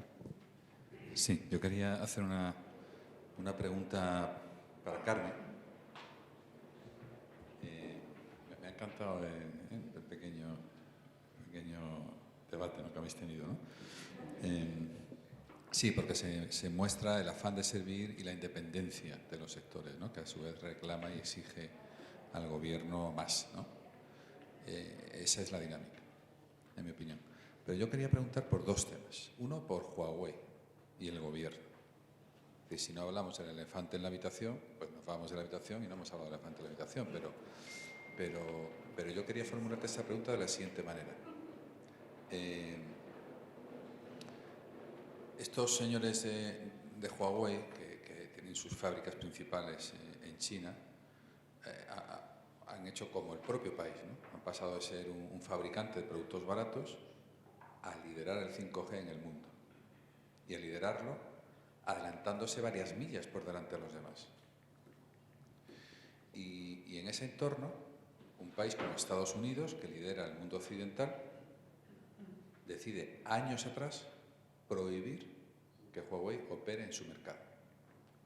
Los ejecutivos de Huawei, con frecuencia, los chinos, tienen sus hijos estudiándose en Califa, ellos no pueden visitar Estados Unidos, no visitan Estados Unidos. Y en un país de libre mercado hay un operador que no puede prestar servicios ahí. Y eso se enmarca en un entorno que luego se ha ido declarando como una suerte de guerra fría comercial entre las dos superpotencias, donde hay una enorme desconfianza, donde se viene a decir, cuidado, que Huawei es un elemento de espionaje, de inseguridad, y con esa aseveración genérica, los principios que tenemos de operadores de libertad y tal, pues no tenemos... España y tu gobierno tomaron una posición hace ya algunos años donde, a diferencia del Reino Unido, que se vio comprometida por la Alianza Atlántica, no tuvo que hacer seguidismo de las políticas de Trump y, por tanto, no declaró, este es el mercado abierto. Alemania hizo algo parecido. En Alemania hubo un debate en el Bundestag, nos dijo, ¿qué vamos a hacer? Por el riesgo de que alguien nos diga de que vamos a retrasar unos meses o unos años el 5G o vamos a facilitar el acceso de nuestras industrias farmacéuticas, automovilísticas, de seguros, de innovación al 5G. Y finalmente decidieron apostar por el 5G y no prohibir a nadie, ¿no? Entonces, como bien ha explicado antes Terese, Huawei es una empresa española, constituida en España, con leyes españolas, con impuestos españoles, con empleados de todo tipo, pero digamos sometidos a la legislación española, que forman parte del ecosistema. Hay usuarios que eligen sus teléfonos, hay operadores que tienen en el corazón de sus redes esa inteligencia. Entonces, mi pregunta es si España se va a perder eso o no, si el gobierno tiene intención, en este entorno donde además con la guerra de Ucrania esto se ha hecho todavía más sensible, ¿cuál es un poco tu visión, ¿no? Y sobre esto, ¿no? Pero que estamos fenomenal no participando en guerras comerciales y beneficiándonos de cualquier operador. Huawei podrá ser expulsado por el mercado, por los usuarios, por los operadores y por el propio mercado, pero a mí me sorprendía siempre ver a un gobierno como el norteamericano prohibir que un operador, por el hecho de tener una bandera de origen, fuera prohibido. Por cierto, la hija del fundador estuvo 2 años y pico, me parece, o 3, detenida provisionalmente en Vancouver por acusaciones de un fiscal de Nueva York, que luego con un pacto se arreglaron y volvió allí. A mí me pareció eso más casi un rehén que otra cosa, porque al final ni hubo juicio, ni hubo cargo, ni hubo nada, ¿no? Es decir, estamos ante un problema realmente geopolítico que afecta a la libertad de los consumidores. Esa es una pregunta. Y la otra pregunta para ti, yo creo de verdad que, lo pienso, ¿no?, que esta administración, que como todas está sometida al debate político en temas muy controvertidos, pero en temas de agenda digital y de digitalización de pymes va a hacer una contribución para recordar en el futuro, porque se lo ha tomado en serio. Esa es mi opinión. Ahora mismo hay 2 proyectos de ley en el Parlamento, porque es por lo que te quiero preguntar. Uno es el de creación y crecimiento de empresas y el otro el que llaman de startups, donde algunas está intentando, ¿no?, dar un salto adelante y que este sea un país más ágil, más fácil, ¿no?, para invertir, para competir, especialmente para las pymes, ¿no? Nosotros hemos hecho en los tiempos de pandemia, junto con nuestros amigos de Price y Metroscopia, en colaboración también con Hostelería de España, que se incorporó después al proyecto, un estudio muy interesante, que es España Avanza. Hemos hecho un tocho de casi 1000 páginas, donde no solamente hemos hecho una reflexión jurídica, sino también una reflexión, digamos, demoscópica. Hemos preguntado cuáles son las barreras, cuáles son las dificultades a más de 800 empresarios de toda España. Hemos hecho un estudio económico y hemos encontrado algunas barreras. Afortunadamente, después de irnos al Parlamento, de esas 15 o 16 barreras, casi todas están recogidas en los proyectos de ley. Digamos, el legislador ha entendido que efectivamente quería acertar, ¿no? Yo quiero preguntar por una muy concreta, que es la de los registros. Cuando te oía decir que ya en un mes se pueden hacer cosas, etc., eso es una maravilla. Pero claro, una de las cosas que hemos encontrado y que todavía no está resuelta, y que creo que tenemos que pensar cómo podemos reformar y mejorar los registros mercantiles, es que hay un 15% de operaciones que, como se encalle en el registro, se va al garete la estadística.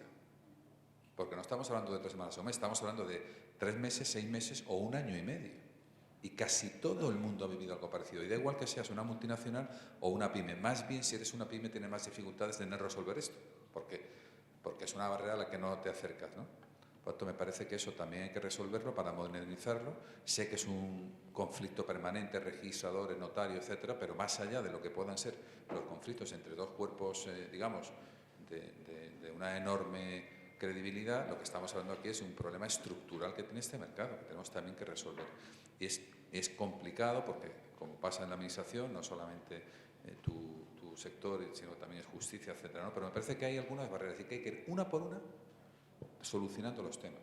Y yo me fijo, y con eso termino, en Holanda.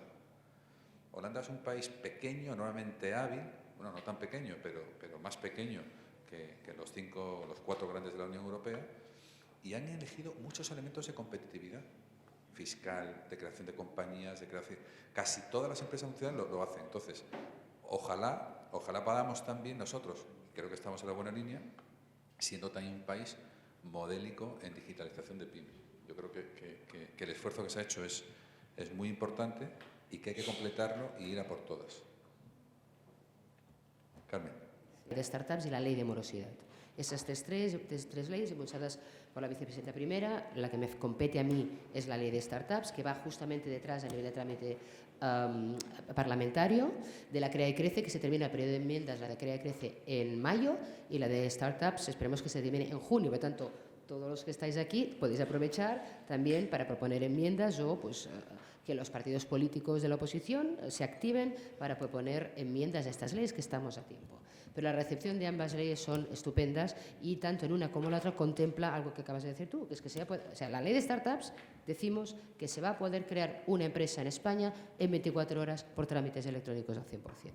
Y eso lo tenemos que montar, los colegios de notarios ya están en ello, de hecho ya tienen un mecanismo para poder montar una empresa 24 horas 100% online, la estamos trabajando también con los registradores y bueno, pues desde cuando entre en vigor pues la ley, pues ya empezaremos a disfrutarlo. También hemos hecho un esfuerzo muy importante de rebajas fiscales para lo que es atracción del talento y emprendimiento, desde el carried interest, desde favorecer las inversiones de los business angels, desde las nómadas digitales para traer ese talento que tanto nos falta a nuestro país y facilitar la movilidad. Por lo tanto, yo creo que son reformas de verdad que van a cambiar el entorno de hacer negocios. Además, yo lidero la creación de la ESNA, que es European Startup Mission Alliance, que es una alianza entre 32 países de la Unión Europea, liderada por nosotros y por Portugal, donde hemos hecho un benchmarking de cuáles son los mejores países en todos los aspectos en Europa y todos vamos a ir a ese benchmark. España, después de esta ley, va a ser, yo diría, si no el primero, el segundo país más atractivo para emprender.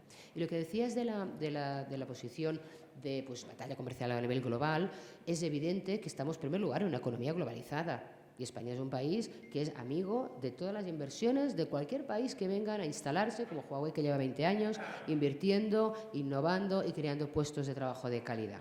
Y evidentemente, igual que lo hacemos para las empresas americanas y que invierten en infraestructuras, en la nube y en creación de puestos de trabajo de calidad.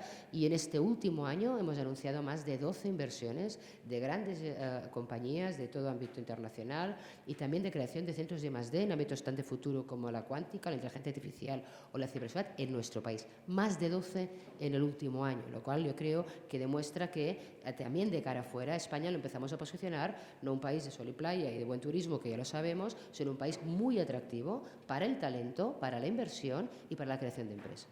Porque en un mundo globalizado, donde tú puedes coger tu ordenador y trabajar desde cualquier punto del mundo a cualquier punto del mundo, España ha sido el 4.º país del mundo preferido para teletrabajar durante la pandemia.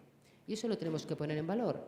Y eso es porque tenemos grandes servicios públicos, porque tenemos unas infraestructuras de altísima calidad y son herramientas que queremos competir, más allá de querer ser un paraíso fiscal, que no lo queremos ser nunca, porque tenemos una vocación de mantener un estado del bienestar.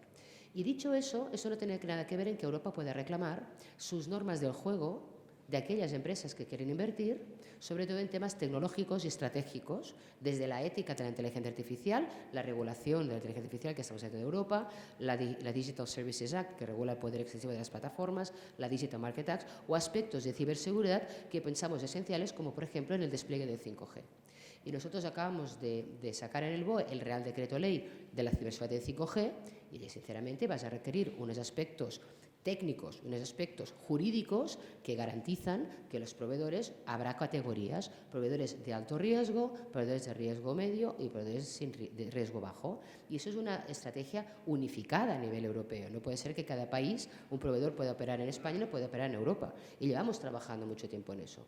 Pero yo digo que si tú quieres estar en el Club de Europa, tendrás que seguir las normas del Club de Europa. Y que no le guste nuestro reglamento, pues nada, pues que se retire y perderá un mercado de 600 millones de de consumidores, y otras empresas estarán encantadas en ocupar su lugar. Yo creo que este es el punto de Europa en aspectos tan trascendentes como la inteligencia artificial y la ciberseguridad, donde evidentemente tanto Estados Unidos como China son los dos grandes polos de desarrollo tecnológico. Europa no se quiere quedar atrás, pero no compra ninguno de esos dos modelos de crecimiento. Ni compramos un modelo americano donde los datos están en manos de las grandes compañías, ni compramos un modelo de vigilancia de capitalismo que puede ejercer determinados gobiernos en el ámbito asiático. Europa va por su tercera vía, en que el control del desarrollo tecnológico está en manos de sus ciudadanos y bajo principios democráticos. Bueno, han quedado muchos temas pendientes, estamos totalmente fuera de tiempo, no sé si da tiempo a otra. Lo derivamos, si os parece, a la comida o a tomarnos algo aquí fuera, porque realmente estamos fuera de tiempo. Muchísimas gracias a todos los ponentes. Creo que queda claro que tenemos la voluntad, tenemos los recursos tecnológicos, tenemos los recursos económicos y seguiremos trabajando en esa capacidad de ejecución y en esa transformación cultural que necesitan las compañías. Muchísimas gracias.